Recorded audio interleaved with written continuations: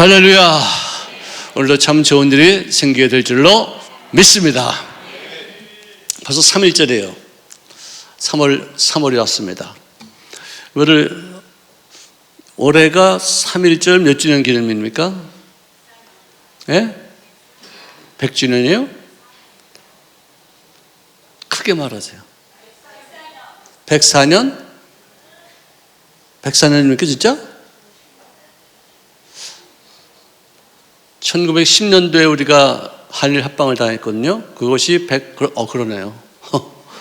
네, 진짜 그렇군요. 자, 이 3.1절이 이제 또 우리에게 다왔는데 우리가 잊지 못할 또 기억해야 될 그런 3.1절 정신이 있습니다. 유관순 그 여사가 이제 그때는 누나였고 지금은 벌써 100세가 넘은 그런 할머니이신데 그분이 하신 말씀이 내가 받는 고난과 또 고문과 역경과 슬픔과 그 모든 모욕은 그건 아무것도 아니다. 국가를 잃은 그 수치 이것은 가장 큰 모욕적인 얘기다. 대한독립 만세. 참 16살의 소녀로서 우리가 전혀 할 수 없는 너무나도 놀라운 일들을 감당하는 진짜 우리로 말하면 소녀죠. 어린아이죠. 놀라운 일이었습니다.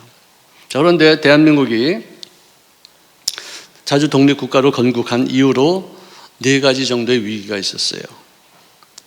해방 후에 공산주의와 자본주의, 이 자유민주주의 이 두 이념 전쟁으로 인해서 사회적인 혼란이 엄청나게 많았었어요. 우리는 다 모르는 얘기예요. 근데 우리 아버지 세대는 그것을 너무나도 기가 막히게 극명하게 겪으셨어요. 완장차면은 자본가나 어떤 실업인들이나 어떤 부자들은 전부 다 우리가 탈취해서 그들의 재산이 다 우리와 더 평등하게 갖게 될 것이다. 이런 잘못된 공산주의자가 사상에 지입됐고요. 민주주의에서는 모든 것이 자유다. 그러니까 내 마음대로 다 한다. 뭐든지 다 자유다. 진짜 그 이념 전쟁의 초창기에 나타난 어떤 그런 불합리한 점, 시행착오들이 너무나도 극명하게 갈라져 있다가 한 5년 정도를 그렇게 많이 힘들어 했었죠. 그러다 전쟁이 일어나서 인류 역사상 가장 비참한 전쟁으로 기억될 만큼 많은 사상자가 발생하게 되어졌고 전 세계 16개국, 17개국, 18, 19, 그죠? 한 20여 개국이 요 조그만 반도 땅덩어리에서 전쟁을 벌인 역사적인 최초에 있었던 일이었었어요. 제일 많이 죽었다고 합니다. 단위 면적당, 그 다음에 인구 비례에 비해서 그렇게 엄청나요. 미국만 하더라도 5만 명이 죽고 10만 명이 행방불명과 상해를 입었어요. 엄청난 얘기입니다. 5만 명이 말이 5만 명이죠.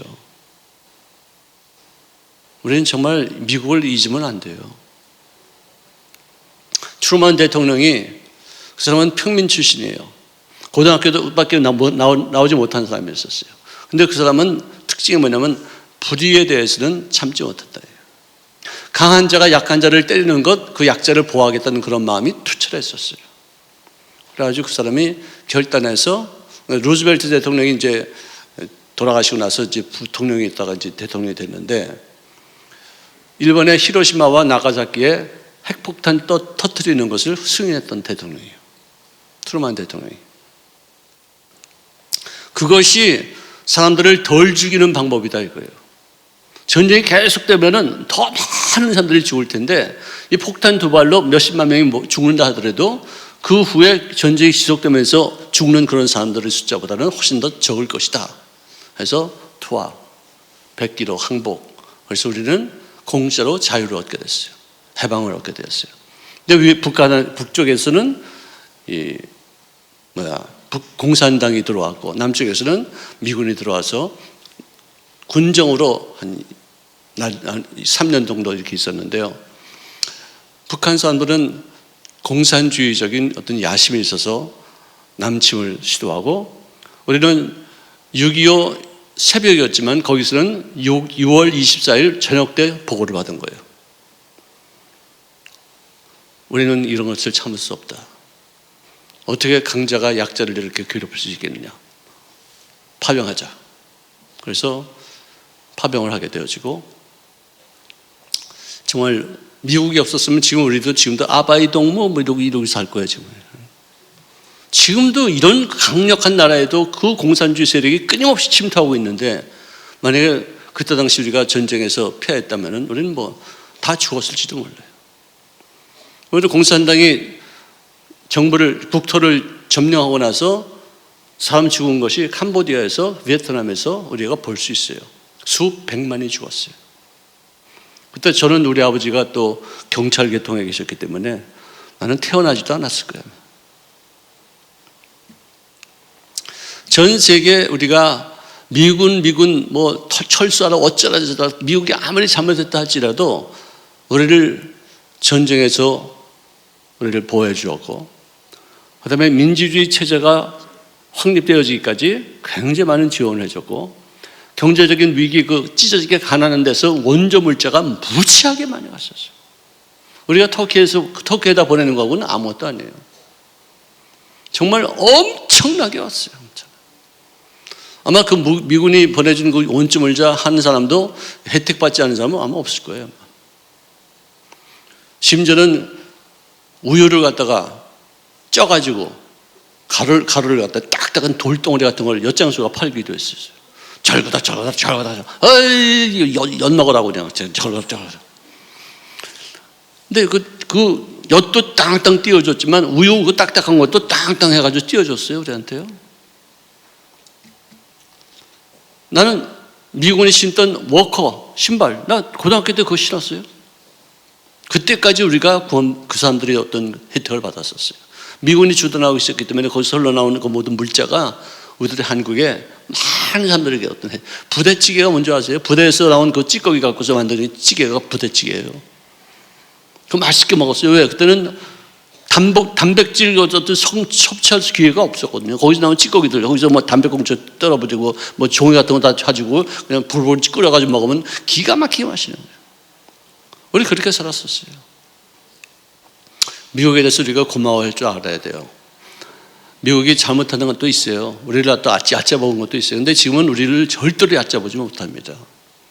얕잡으면 자기들도 손해나거든. 그만큼 우리가 강력해졌어요. 그 강력해진 이유가 뭐냐? 세계 10위권에 있는 이유가 뭐냐? 미국이 우리의 우산이 되어줬기 때문이에요. 할렐루야. 그 다음에 이 4.19 이후에 무정부 상태가 세 번째 위기였었어요. 그때지만 북한이 쳐들어왔으면 우리 꼼짝없이 당할 수밖에 없을 상황이었어요. 근데 어떻게 또 이렇게 참 하나님이 또 보호해 주셨어요. 그 다음에 제일 마지막 그 위기는 뭐냐면은 한때만 그런 게 아니라 항상 계속해서 이어지는 국론이 분열이 되는 거예요. 국론 분열. 쪽쪽해져 있어요. 세대로 쪼개져 있고, 지방으로 쪼개져 있고, 당으로 쪼개져 있어요. 진보냐, 무슨 뭐 보수냐. 정말 이렇게까지 편향 그 확신, 자기가 어떤 삐뚤어진지도 모르고 거기에 대해서 확신하는 사람들. 뭐 어떤 역사적인 어떤 과오 때문에 얻어진 어떤 그런 편향, 어떤 그런 집단주의, 이런 것이 예수 믿는 사람들 사이에서도 그것이 쫙 갈라져 있으면 하나님은 누구 편이 되어야 되겠어요? 우리는 어떤 인간적인 사상에 의해서 우리가 어떤 편을 가르는 게 아니라 하나님의 말씀대로 사는 거예요. 누구 편이 들었다, 누구 들어왔다, 이쪽이다, 저쪽이다. 아니에요. 우리는 말씀에 속해서 사는 거예요. 어떤 교회는요, 하나님의 말씀대로 살지 않고 지방색으로 어떤 정당색으로 이렇게 살아요. 그래서 막 다 싸워요. 우리 교회는 참 싸우지 않는 게 참 감사한 거예요. 서로 다, 너 좋아할 수 있겠지. 나는 이렇게 생각하니까 뭐 서로 그래서 저게 뭐 다투지 않지 않습니까? 어떤 교회는 쫙 깔아져요. 참 무섭죠. 자, 우리만 이렇게 점노라 위험하고 또 위기가 한 것이 아니라 지금 큰 소리 치는 북한도 사실은 굉장히 큰 위기입니다. 그들도 사상적으로 위기가 있었는데 김일성이가 정권을 잡은 다음부터는 사람들을 세뇌시키고 거기에 반하는 사람들 전부 다 아우지 탄광에 보낸다거나 정치범 수용소로 보낸다거나 뭐 죽이고 뭐 강제 노동세 보내고 완전히 다 갈라지고 뭐 좀 편히 된다는 사람들만 전부 다 평양에다 모아놓고서 이렇게 자기들끼리만 살고 있는 거예요. 김일성이 죽은 다음에 200만 명 이상이 굶어 죽었다는 통계가 정확히 나와 있어요. 200만이 굶어 죽었다. 쥐도 잡아먹고 바퀴도 잡아먹고 심지어 죽은 사람들의 시신까지 파서 잡아먹으면서도 200만이 죽었대요. 굉장히 큰 위기였었어요. 지금은 핵으로 무장하는 것이 체제 유지를 위한 유일한 수단이라 여기서 지금도 미사일 발사하고 계속해서 하지만 아직도 그 사람들에게 핵이 있는지 없는지도 아직 잘 몰라요. 여러분들 소련이 핵무기가 없어서 망했습니까? 핵을 갖다 놓으면 쓸 수가 없어. 협박은 될 수 있을지 몰라도 그걸 쓰면은 지들도 같이 멸망하기 때문에 핵은 그냥 하나의 서로 어떤 위협적인 어떤 그런 무기 체제이지 그걸 사용할 수가 없어요. 얼마나 무서운 무기인데요. 원자폭탄보다도 수소폭탄이 더 무섭고 수소폭탄보다도 중성자탄이 더 무서운 거예요. 중성자탄은요 터지면 한 1km 반경은 좀 건물이 좀 무너지더라도 한 4km, 5km, 6km, 10km까지 있는 모든 생물이 그냥 앉은 자리에서 싹 녹아버려요. 정말 무서운데. 그래서 거기는 또 방사능 어떤 그 오염이 없어. 그냥 즉시로 가서 진군에 들어갈 수가 있어요. 원폭이 터지거나 수폭이 터지면 방사능이 남아있기 때문에 몇 년 동안 그곳에 가지 못해요. 근데 중성자탄은 모든 이런 어떤 건물 이런 것들은 다 있는데 생명체만 확 다 죽어요. 건물을 뚫고 들어가기 때문에. 그 중성자라는 어떤 그런 물질이. 그것도 성경에 기록되어 있지 않습니까? 예언되어 있어요. 스가랴서 보면 그거 나와요. 14장인가 나와 있어요. 지금 북한도 지금 골치 아파요. 거기다가 뭐 한류가 들어가죠. 뭐 인터넷이 발달하니까 이거 여러분들 한 10여 년 전만 하더라도 전 세계에서 가장 행복한 나라가 어딘 줄 알았었어요? 언제 아세요? 네팔 옆에 뭐 수단 그 뭐죠? 예? 부탄 맞아요. 부탄이에요. 그거 어떻게 하셨어요? 텔레비에서 봤어요. 네. 10년 전만 해도 내가 제일 행복하다고 여기는 나라가 부탄이었는데 지금은요 10년 지나서 지금 통계를 조사하니까 145위로 떨어졌어요. 우리는 불행하다. 우리는 행복한 줄 알았는데 정말 우리가 너무나도 세상을 몰랐구나. 인터넷이 발달해서 인터넷이 들어가서 인터넷을 통해서 전 세계의 상황이 어떤지를 쫙 보고 나니까 우리는 이렇게 비참할 수가 없겠다 싶어서 1위에 있던 나라가 10년 만에 145위로 직하 떨어졌어요. 그러니까 비교 의식이 우리를 불행하게 만든다는 것은 사실이에요. 나 혼자만 있으면은 누구하고 비교 대상이 안 되니까 여러분들 제가 지난번에도 설교했어요. 내가 한 달에 500만 원 받는다고 그럽시다. 500만 원 받을래? 쟤보다 더 많이 받을래? 얘는 300만 원 받는데 너 400만 원 받을래? 그럼 어느 거 택하는 줄 아세요? 얘보다 더 많은 걸 택해요. 지금 내가 받는 것보다 적어도 400만 원 받겠습니다. 왜? 얘보다는 내가 많으니까. 사람이 그렇습니다. 비교해서 행복의 척도를 만드는 거예요. 똑같으면 행복하지가 않아. 내가 조금 나아야지 행복하다고 생각해요. 아니 나는 살만해. 딴 나라에 보면 나도 굉장히 돈이 있는 사람인데 우리나라에 나보다 더 돈이 많은 사람이 있으면 이 사람 때문에 나는 불행한 거예요. 95점 맞은 사람이 100점 맞은 놈 때문에 엄마한테 야단 맞는 게 우리 한국 사회예요.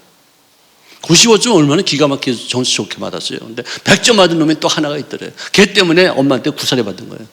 자식아 좀 더 해봐 자식아. 지금부터 시작이야 임마 자식아. 교만하지 마. 밤낮 이러고서 덜덜덜덜 볶아 그냥. 비교의식 때문에. 자 어쨌든 전 세계에 있는 모든 나라에 흔들리지 않는 나라는 아무도 없어요. 항상 요동쳐요. 항상 요동쳐.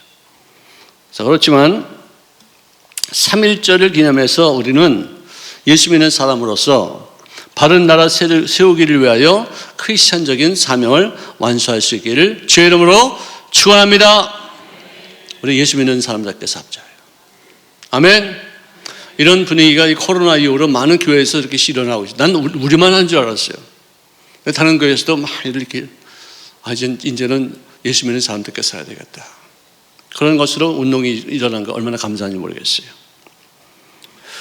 자, 우리 전부 다 요한복음 5장 말씀 보시겠습니다.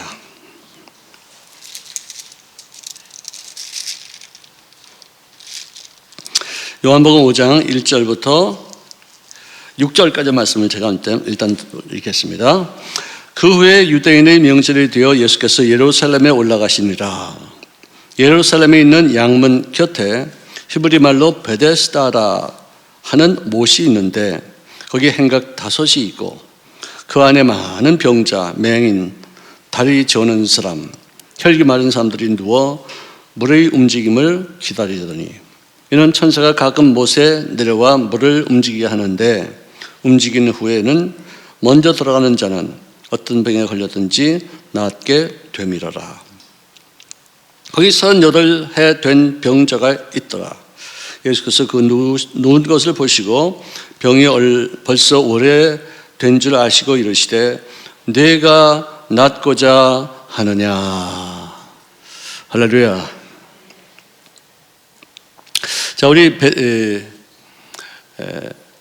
요한복음 4장 그 후반부에는 어린아이가 아픈데 그 아픈 아이를 위해서 기도해달라, 우리 집에 좀 와달라 이렇게 부탁했던 왕의 어떤 신하의 청을 받아서 그 아이에게로 가지도 않고서 하신 말씀이 너희 아이가 지금 나음을 받았느니라, 열이 뚝 떨어졌느니라. 어떤 그런 의도적인 어떤 말씀을 그가 믿고서 하룻길을 갔습니다. 하룻길을 가면서 얼마나 많은 생각을 했었을까. 근데 성경을 보니까 그가 믿고 가더니 라고 기록되어 있어요. 어떻게 했다고요? 믿고 갔다. 할렐루야. 아멘. 자, 맨 처음에는 표적을 구하는 믿음으로 그 아이를 고쳐달라고 그랬지만 주님께서 표적이 없은 너희들이 나를 믿지 아니하느냐? 야, 바로 나를 믿어라. 표적이 없다 할지라도 나를 한번 믿어봐라. 그래서 바른 믿음을 갖는 것이 무엇인가를 설명해 주신 다음에 말씀을 통해서 믿음을 갖는 사람으로서 바꿔주는 것이에요. 야, 표적을 네가 지금 보지 못한다 하더라도 네가 가는 동안에 네가 믿음으로 가면은 네 아들은 분명히 나음을 받을 것이다. 알 것인 거예요. 자, 이 왕의 신하니까 또 똘똘한 사람이었을 것 같아요. 이성이 분명하고 아주 이치가 아주 분명한 그런 사람이었을 것 같아요. 여러분들 높은 지위가 될수록 이성이 강해서 잘 안 믿으려고 하는 사람들은 따지고 조목조목 가지고 얘기를 하고 이건 어떠고 저건 어떤 경우냐. 단순한 사람들은 그냥 아멘하고서 믿는데 머리가 막 비상하게 막 돌아가는 사람들은 잘 안 믿으려고 그러는 것이 보통 하나의 어떤 상식적인 얘기인데요. 여러분들 참신앙과 맹신이 차이가 있어요. 우리 한국 사람들이 믿는 것 중에서 또 하나는 뭐냐면은 몸에 좋다면 그게 다 할 줄 알아요. 몸에 좋아, 이거 어디에 좋아, 어디 좋아 그러면 그 음식이든지 어떤 약초이든지 간에 그게 다 무슨 만병통치약인 줄 알아요. 여러분 정말로 그게 그렇게 몸에 좋다면은 지금도 전 세계에서 신약 개발을 위해서 그렇게 많은 사람들이 돈을 쓰고 그렇게 많은 사람들이 실험을 하고 그렇게 많은 사람들이 거기 매달려 가지고 신약 하나 개발하면 돈이 엄청 들어오기 때문에 그렇게 많이 연구를 하고 있는데, 그래 이건 몸이 좋다면 아니 그 학자들이 그거 개발하지 않았겠어요? 그거 만들어내지 않았겠어요? 하나의 믿음일 수도 있고 어떤 그런 효소가 조금 들어가 있을 수도 있겠지만 약보다 더 강력한 치료제는 없어요. 음식으로도 우리가 고칠 수도 있겠죠. 음식으로 고치려면 무지하게 많이 먹어야 돼. 우리가 비타민C 1000mg을 갖다가 2개를 먹으려면 음식으로 먹으려면 딸기 아니면 귤 그걸 갖다 50개, 6개, 60개 먹어야 돼. 그래야지 그 약에 있는 성분을 우리가 섭취할 수가 있대요. 또 그리고 그게 또 이렇게 과하다면 또 다 몸으로 어떻게 나가니까요. 약초의 효능을 맹신하고 있어 하시대요. 약초라면 몸에 좋다 그러면 다 그냥 악착같이 그걸 먹으려고 그래요. 그 먹을 때도 얼굴이 표정이 흐뭇해가지고 나는 저는 몸이 좋아진다는 그런 믿음으로는 먹어요. 근데 믿음으로 효과가 있는 거지 약효가 있는 것은 아닐 수도 있어요. 현대의학보다도 동의보감을 더 치는 그런 사람들이 많이 있다니까요. 동의보감에 이게 몸에 어디 좋다 그러면 그걸 믿지 현대의학이 이렇게 말하는 걸 잘 안 믿어요. 개가 몸에 좋다고. 의사들은 절대로 개가 몸에 좋다고. 폐병 앓은 사람들은 개가 옛날에는요 폐병 앓은 이유가 뭐냐, 영양 부족이 있어서 폐병을 앓았어요. 그럼 개고는 그건 좀 좋은 육식이잖아요. 육식. 그걸 먹으니까 회복이 될 수 있는 거죠. 개고기가 약효는 있는 건 아니에요. 영양가를 보충해서 그 충당된 영양가가 나를 치료할 수 있는 어떤 효과를 좀 더 증진시킬 수 있을지는 몰라도 개고기가 폐에 좋은 거는 아니에요. 근데 지금도 개고기 먹어야지 힘이 난다고. 그건 믿음이에요, 믿음. 개고기가 먹어서 힘이 난다는 어떤 의학적인 어떤 근거가 없다니까요. 근데 옛날부터 하던 지식이기 때문에 그것을 하는 거예요. 자기가 그냥 개고기가 맛있다 그러면 맛이 좀 먹으면 되는 건데 뭘 개고기가 어디 정력에 좋다느니 어디 폐병에 좋다느니 막 이러고서 먹어요. 여러분, 겸손과 의기소침에도 차이가 있어요. 자기가 상태가 스스로 높은데 스스로 자기를 낮춘 상태를 우리가 겸손이라고 말하고 있어요. 근데 자기 자신보다도 좀 더 낮아져 있는 상태, 올라가지 못하고 밑바닥에서 팍팍 기른 그런 상태를 우리가 의기소침이라고 그래요. 한국 사람들은 네, 공손한 걸 갖다 겸손하다고 말하는데 그렇지 않아요. 성경적인 겸손은 위치가 있어야 되고 실력이 있어야 되고 힘이 있어야 되는데 그걸 상대방에게 해가 되고 자기의 유익이 되도록 쓰는 것이 아니라 자기를 낮춘 바 되어서 나는 좀 손해를 보더라도 남들에게 유익을 주기 위해서 헌신하는 마음가짐, 이게 겸손이에요. 겸손은 아무나 하는 게 아니에요. 겸손은 내가 위치를 확보해야 돼요. 힘이 있어야 돼요. 원수를 내가 죽일 수 있는 어떤 능력이 있음에도 불구하고 그걸 사용하지 않고 원수를 도와주는 사람, 그보다 더 낮추어진 바 되어서 그보다 더 낮아진 상태는 아닙니다. 자기가 스스로 낮춘 것이지. 낮출 수 있는 여지가 있는 사람들이 겸손한 사람들이에요. 그러므로 아이러니컬하게 겸손의 의미를 잘 못 해석해서 착하고 순종적이고 남을 좀 앞에서 이렇게 공손한 것, 그것이 겸손이 아니라니까요. 힘이 있어야지 겸손이 되는 거예요. 우리 겸손합시다. 힘을 키우시기를 바랍니다. 남이 부족할 때 그를 도와줄 수 있는 어떤 힘이 있는 사람들이 겸손할 수 있어요. 밑바닥에 있는 사람이 낮추려면 어떻게 돼요? 안 되죠.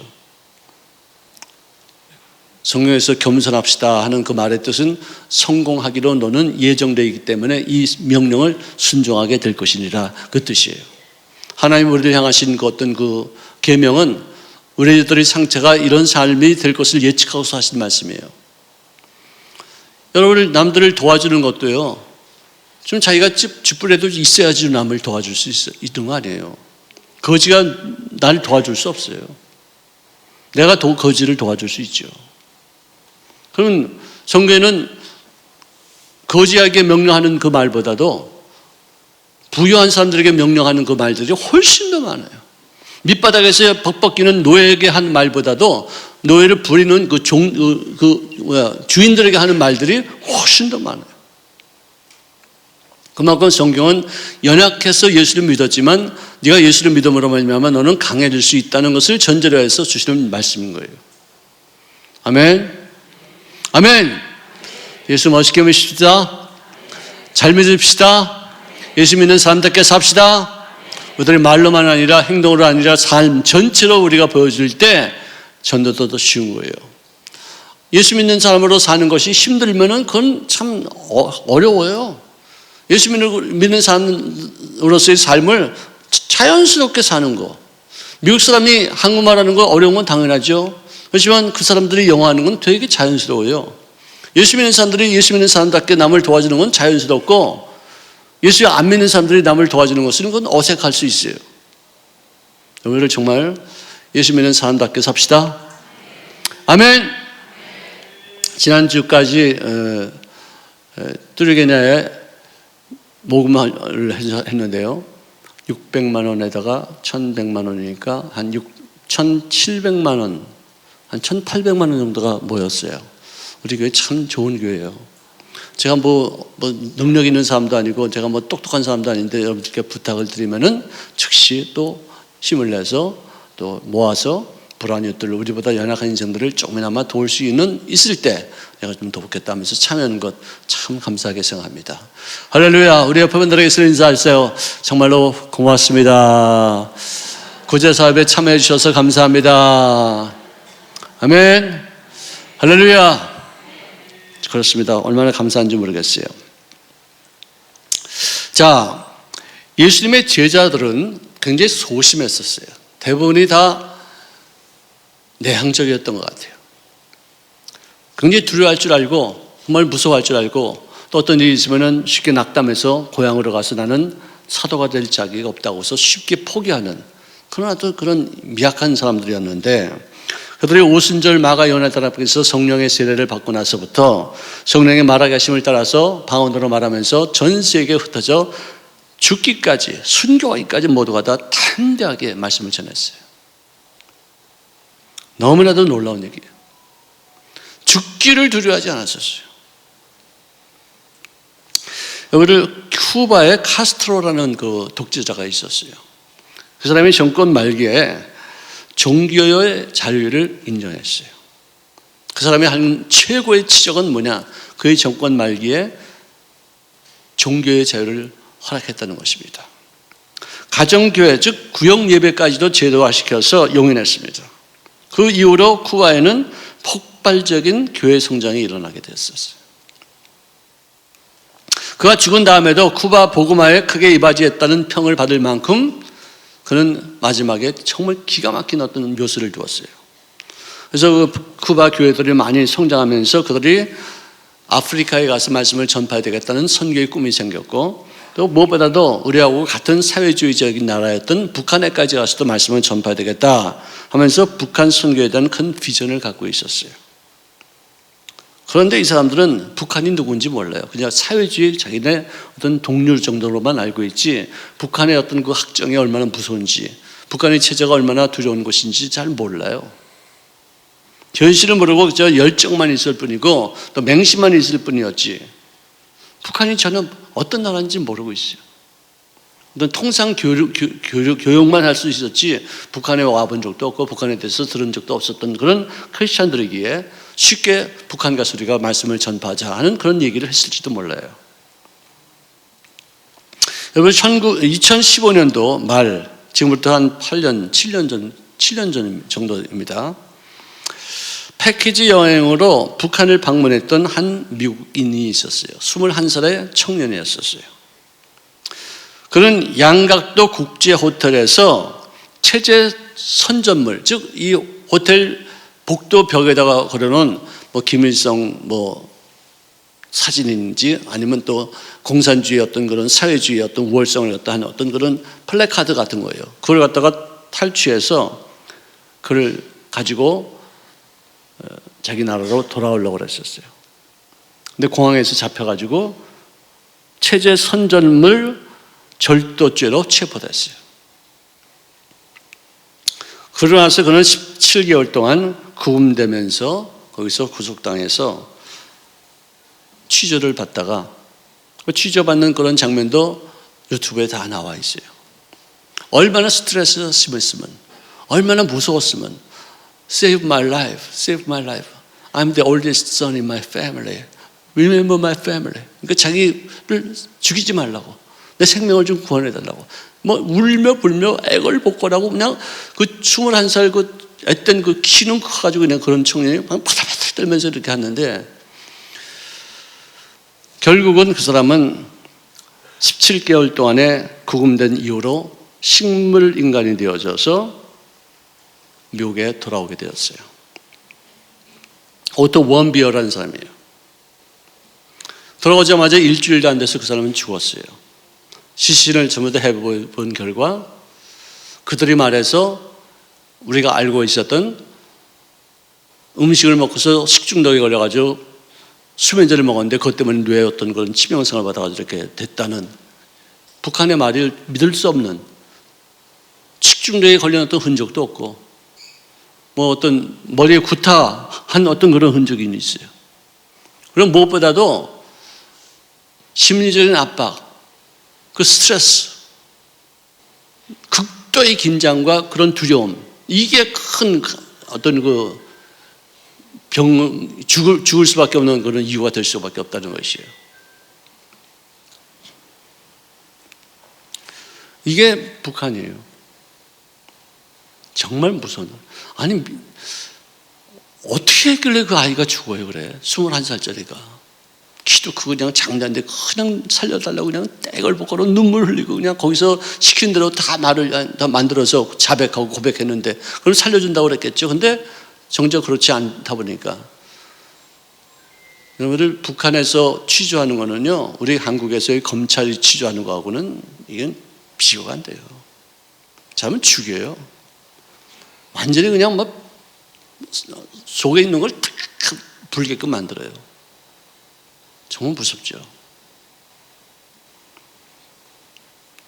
북한을 몰라도 너무나도 몰라요.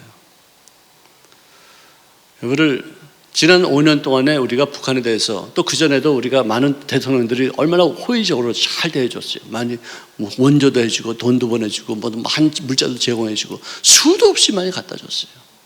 협박하면 또 돈이 없어서 그런가 보다 하고 또 갖다 주고 말이지 뭐. 그랬는데 지난 70년 동안 요만큼이라도 뭐가 흔적이 있으면 돼요. 얘기해봐요. 좀 개선된 흔적이 있으면. 지금도 적화통일에 눈에 벌려가지고 스파이 보내고 간첩들 보내고 뭐 운동 막 시키고 막 난리가 나고 사회 혼란을 갖다 주고, 지금도 또 어린 아이들도 교육을 잘못 받아가지고 우리가 북침했다고 그렇게 말을 하기도 하고, 공산주의가 왜 나쁘냐고, 그게 우리 형제가 무슨 형제예요? 형제면 형제답게 해야 되지, 피만 형제는 뭐합니까? 정말 우리가 이거 정말 올바르게 생각해야 돼요. 여러분들, 오스트리아, 독일, 스위스, 또 거기 또 뭐 있나? 하여간 그 나라는요, 전부 다 같은 피의 겔만 민족의 같은 말을 쓰는 나라예요. 근데 나라가 셋이에요. 서로 나라가 다르게 이렇게 살면 돼. 우리도 남북, 노스코리아, 사우스코리아 이렇게 그렇게 살면 되는데 왜 침범해서 자기들의 세력을 높이려고 들고 공산화시켜서 자기들이 가지고 있는 체제 우월성을 선전하려고 드는 이유가 뭐겠어요? 아니, 뭐 같은 말 쓰고 같은 얼굴이면 그게 형제가 아닙니다. 이상이 다르면은 그건 원수도, 여러분들 이념이 다르면은 그건 뭐 피는 물보다 짙다? 피보다 짙은 것은 이념이에요. 엄마 아버지도 없어요, 이념이 다르면요. 막 밀고하고 죽이고 막 뭐 아버지 탄광 보내면 그 사람은 영웅 되는 거예요. 야, 저 사람은 아버지를 다 아버지 탄광에 보냈다고 해서 영웅 되는 거예요. 핏줄이야, 진짜 핏줄이요. 꿈 깨세요, 진짜. 공산주의는 정말, 특히 북한의 공산주의는 너무 무서워요. 어떻게 역사를 그렇게 다 왜곡하고, 3.1 운동도 김일성 아버지가 시작한 운동이랬잖아요. 네? 모든 그냥 뭐 독립운동은 다 자기네 집안에서 다 한 거래요. 정말 일반 평민들이야 뭐 순수한 사람들도 있겠지만 그 위에 있는 사람들은 정말 너무나도 무섭게 사람들을 잡아가지고 혹독하게. 저도 북한에서 한 4박 5일 있었잖아요. 남한 땅 내려오니까 나도 모르게 숨이 내려와요. 정말. 뭐 제가 무슨 뭐 가난한 동네를 가봤습니까? 그냥 평양 고기들만 왔다 갔다 했는데도 이렇게 목이 조이고 힘들고. 아니, 조영기 목사님이 김영남 그 수상인가요? 그 사람. 초청으로 이제 그 회관에 갔어요. 근데 우리 남성교회 사람들이 탁 나와가지고 문을 갖다 딱 열었을 거 아니에요, 남성교회 회원들이요. 그러니까 쌍욕을 막 하면서 말이지, 버릇되기 없는 것도 막, 뭐 그럴 수도 있는 건데 왜 우리가 해야 될 것을 니들이 하느냐고. 그래서 막 우리들 다 인데서 이렇게 막 욕을 해잡히고 이렇게 막 협박을 하고 막 깜짝 놀라죠. 저희들이 하겠습니다. 그러면 되는 걸 왜 이렇게 난리를 쳐요, 이렇게? 이건 우리가 하는 겁니다. 좀 실례합니다. 이렇게 해주면 되잖아요, 서로 간에. 근데 그냥 너무나도 무섭게 숨이 탁탁 막혀요. 뭐 그런 것뿐만 아닙니까? 이렇게 하나하나 보면 다 그냥 하나 보이기 위한 것들이지 진설된 것이 없어요. 아니, 선생님 그저 남조선에 있는 모든 자동차를 서울로 다 옮기느라고 고생 많았습니다. 그랬더니 그거는 아무것도 아니라고. 이 빌딩을 다 옮기느라고 우리가 얼마나 고생한지 아냐고. 그랬대잖아요, 그때 이산가족 회담할 때 당시에. 그 사람들은 전부 다 동원시키니까 남한이 발전한 것을 보여주기 위해서 모든 전국에 있는 차를 전부 다 서울로 몰려 가져와라 그래가지고 그렇게 한 줄 알잖아요. 그러면 그런 사람들한테는 우리는 빌딩 옮기라고 힘들었다고 이렇게 얘기를 해주면 알아듣기죠.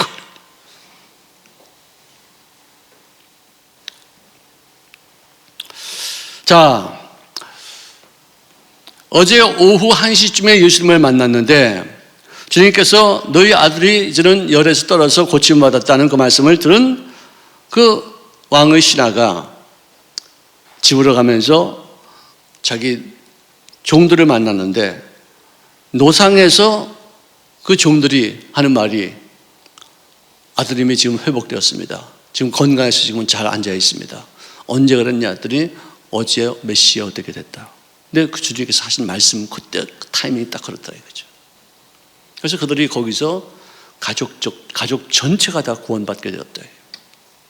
우리 표적은 그렇게 해서 내가 표적을 구하지 않고 그냥 애만 낳으면 좋겠다는 마음으로 갔는데도 불구하고 표적이 나타난 것을 보고서 예수 믿는 게 이게 진정한 믿음이지. 표적이 있으면 예수 믿고 표적이 없으면 예수 안 믿습니까? 기도해서 응답 받으면 예수 믿고 안 받으면 안 믿습니까? 그건 진정한 의미에서 믿음이 아니죠.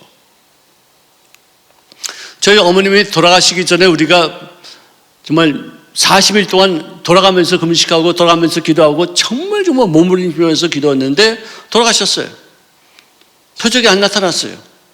그런데 우리는 사남 일녀의 어떤 우리 모든 형제들이 그때 기도했던 것을 생활 속에도 적용해서 표적이 없었기 때문에 하나님이 우리를 버린 것이 아니라 표적이 없었다 하더라도 어머니는 천국 갔다는 믿음 때문에 계속해서 기도하는 사람들이 되어서 오늘 우리가 정말 복된 그런 가정을 이룰 수가 있게 됐다 이것이죠.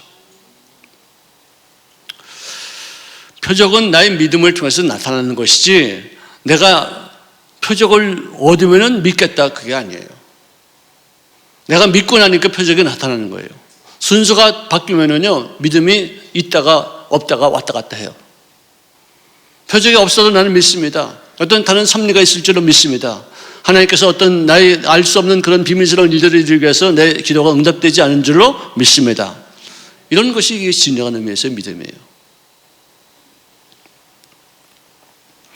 자, 예수님께서 갈릴리 유대에서 오신 이후로 행하신 두 번째 표적이라고 말씀하는데 제사장의 말을 의심 없이 그대로 믿고 돌아가서 사무엘을 낳은 한나나 또 그것이 믿어질 수밖에 없는 것은 뭐냐? 그만큼 절실한 문제였기 때문에 이 엘리 제사장이 그래 돌아가라.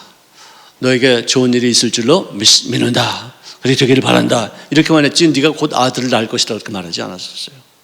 너무 절실하니까 너무 정말 간절하니까 그 다음에 아기를 갖게 되어서 사무엘을 탄생하게 된 줄로 믿습니다. 어반 루터라는 목사님이 계셨는데 D.L. 무디 기념교회에서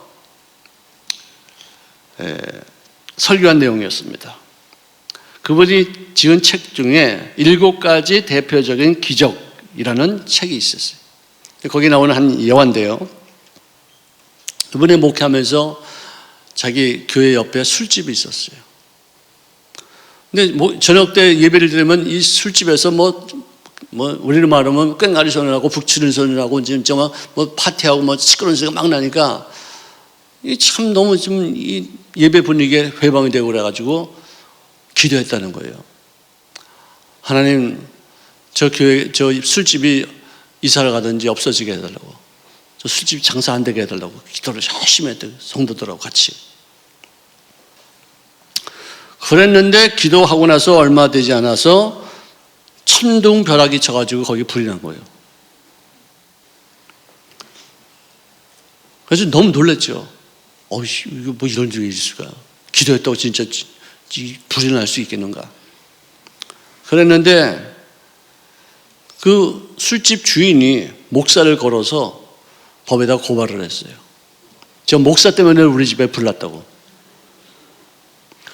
그럴 리가 있느냐고. 우리가 너희 집에다 불 지르는 것도 아니고 내가 불나라고 염한 것도 아닌데 우리는 그냥 간단하게 기도만 했는 건데 그래서 너희 집에, 너희 교회, 그 술집에 불이 날 리가 있겠느냐고.